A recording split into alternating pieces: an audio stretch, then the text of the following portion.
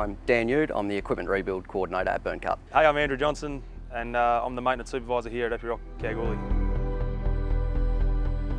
It's been fantastic dealing with Toby, Drew, Jamie here at Kalgoorlie. We've developed a really good working relationship over the years. We're all on first name basis. Any issues that have come up, picked up the phone, organised a meeting, anything we needed to do to get those resolved and let the team here in the workshop get back to it and produce the truck you see behind me.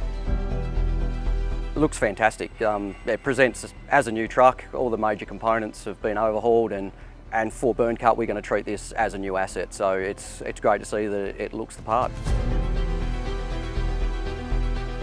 These 0 hour rebuilds have been very rewarding for the team. Obviously they get to see 2017 or an older truck come in and rebuild it to the standard that we have. It's been amazing. So the relationship between Epirocc and Byrnecut has been one that's gone on for many years. They've been the same people for so long. Now that corporate level has stayed, that elite level, so you build that strong relationship with them and then from there it just makes it easier. They know that you're going to give them the best, best price, best service every time. So the 0 hour rebuild program has been a great opportunity to continue that relationship